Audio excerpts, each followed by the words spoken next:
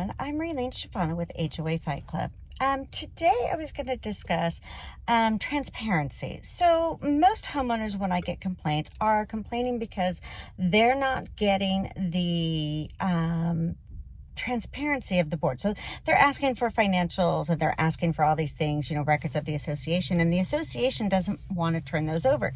So when you buy your unit, especially in condos, you get what's called a resale unit or certificate that you purchased. And what that has in it is everything the association is obligated to show you, not just at the beginning, but constantly through the time that you're an owner of these associations. So every 6 months in Washington State, a person for a nominal fee can request a new copy of the resale cert that is in their association. So let's go over what the resale cert, and I'm going to read the Washington State laws because that's where I've lived and I know those laws pretty well. So when you purchase, the association is based on the books and the records of the association and the actual knowledge of the person signing the certificate. So most of the times you'll have the property manager signing that certificate. I would really go over that certificate. It's really important. If you are watching this prior to purchasing a condo unit, you want to make sure that you go through those with very fine-tooth comb. If you need help going through your resale cert, I'm more than happy to go through it and show you what you need to look at, show you the reserve studies and how all of these things apply. So the first thing you're going to get is a statement disclosing any first rights of refusal or restraint of the free alienability of the unit contained in the declaration, so that they know that the association knows that it's for sale and all that. A statement setting forth the amount of the monthly common expense assessment and any unpaid common expense or special assessment currently due and payable from the selling unit.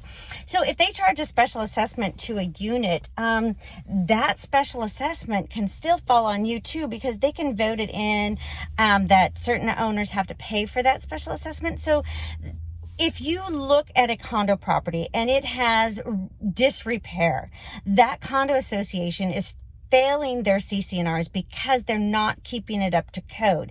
The most condo associations in Washington State have the obligation to restore, not just repair, but restore the properties. So if they're letting things get run down, they're probably not following the laws. And in the long run, what you can expect is a huge assessment. Most people don't know that the condo association's common walls, doors, your front door, your back wall, your front wall, those are usually the obligation of the association. They're a limited common element. And the board and the association are responsible for keeping those up to code and restoring them if there's in disrepair, which they don't want you to know that. So that's why when you get those copies of your resale cert and they show the map and they show limited common elements and all that kind of stuff, that's really important to know what you own and what you don't own. Most owners didn't know they didn't own, or that they own the garages, and the board was using the garages. They were making rules for it, which they couldn't do. Let's go to, they have the statement that you have to be current within the 45 days. So they can't give you a financial statement that's from 2012 if you're buying in 2014, which is what they did to me. And they didn't disclose it. They just kind of fudged the pages a little bit so that I wouldn't know what was being given to me. And plus I was a brand new homeowner, remember.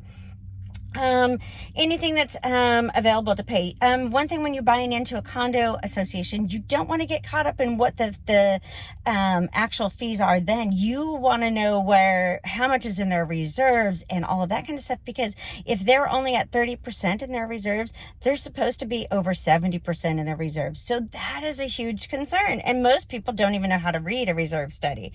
They have to have the balance sheet and a revenue and expense statement on an accrual basis, and it has to be current within 120 days. The current operating budget of the association, the statement of any satisfied judgments against an association, and the status of any pending lawsuits, which is a huge deal. They didn't want to disclose my lawsuit when I was suing them. A statement of where there are any alterations or improvements to the unit. So they knew that there was water intrusion in my unit prior to my purchase, but the association did not disclose that. They said there was nothing. They said said that they had gotten all permits when they redid the roofs in 2013, 14, and 2015, which they didn't. They had never pulled permits ever or had any inspections done prior or after the re-roofing was done, which caused the dryer vents not to be hooked up and a lot of other things to be done. And those roofs are being redone or have been redone. At an extra cost to the association and the homeowners. So whether there's any health code or violations or building codes, well, if they're not building it and the roofs weren't weren't ever inspected, they're not up to code because they were never permitted. So the association signed off that they had, now this is the same board that had been there for 20 years, signed off when I purchased my unit that there was, that they had gotten the building permits and everything was up to code, even though they knew they hadn't.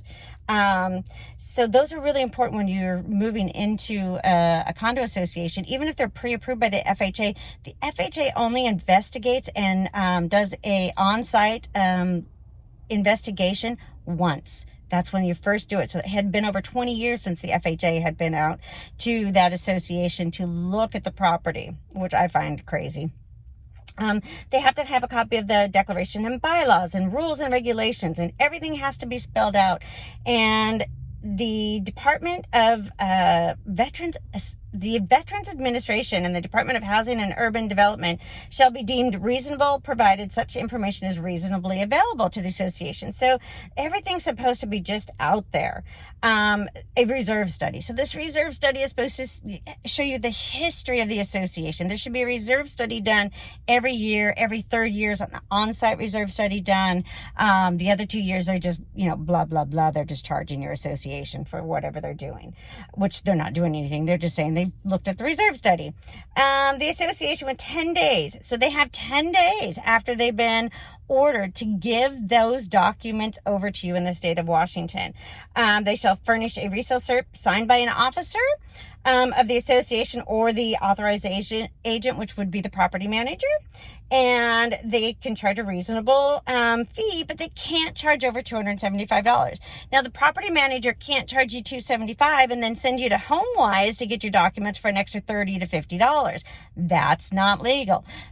A property manager should charge you whatever it costs for them, so $230 and let the HomeWise charge the balance. So if you're being charged more than that, make sure that you contact the Attorney General and turn in that property management company for taking advantage of the laws for profit. And that kind of seems to me like extortion. Here, we're supposed to give you, the association's responsible for giving you this reserve or this resale cert, but we're going to give it to our goon squad, HomeWise, and make you get it from them. That sounds like extortion and racketeering to me. So, and then the purchaser is not liable for any unpaid assessments or fees against the unit. So you really need to know what you're getting into. Now, once you get that resale cert, now you know what you're supposed to get all the time. So in that resale cert is everything the association is obligated to show you. Contracts of the property manager, any attorney. So all contracts, you can see the contracts that the association is signing into. You are a owner, an equal owner in that property. So make sure that you know what you're supposed to have and ask for it. And they have 10 days to reply. If you're not getting the documents you need, ask for the resale cert. Order a resale cert. Yes, it might cost you the $275, but you will have records and you can compare those records. And then in 6 months, you can ask for it to be updated again for a nominal fee. They can't charge the whole $275 because you've already got the CC&Rs. You're just asking for the updated financials and actuals and any other contracts that are being signed and updated. And the insurance policies. That's another one. Make sure that they are disclosing the full insurance policy, not just the certificate of insurance.